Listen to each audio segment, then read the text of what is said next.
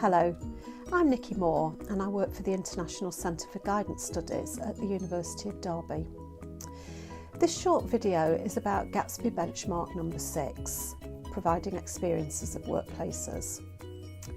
This benchmark requires schools and colleges to provide their pupils with experiences of the workplace, and in England this means 7 experiences of workplaces during the lifetime of that student in their school. Many schools find this quite a challenging target, but in this short video, Emma McDermott from Castle View Enterprise Academy in Sunderland talks about how her school is using a local heritage site to provide the school's students with a whole range of interesting experiences in many aspects of the workplace.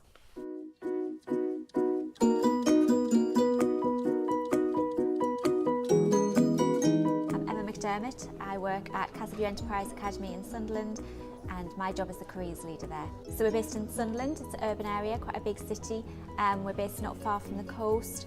The actual area where the school's in is quite an area of high social deprivation, quite a lot of unemployment in the area, quite a lot of sort of manual or unskilled jobs.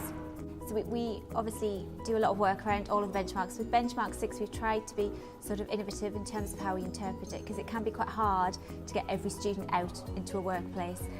So we do track it by the individual students over their 5 years. We look and make sure that everybody has an opportunity to visit a workplace, whether that be through a work placement in year 10, where we offer work placements, or lower down in the curriculum looking at projects we can develop with local businesses.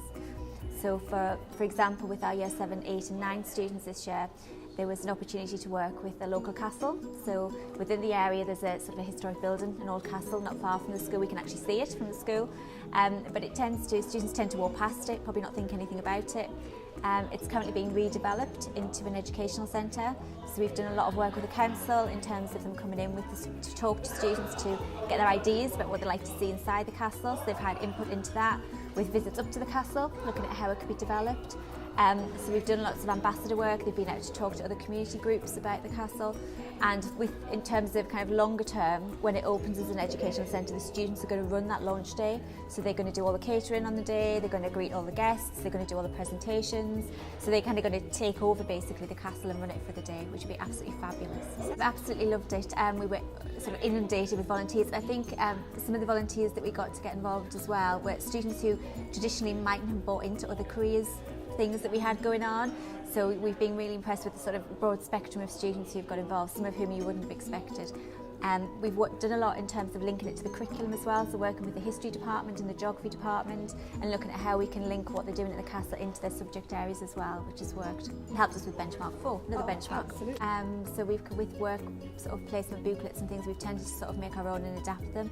But if you kind of go online and search, there are lots of examples out there. So we've used things from kind of Barclay's life skills and kind of tinkered with those a little bit, but we tend honestly to make our own.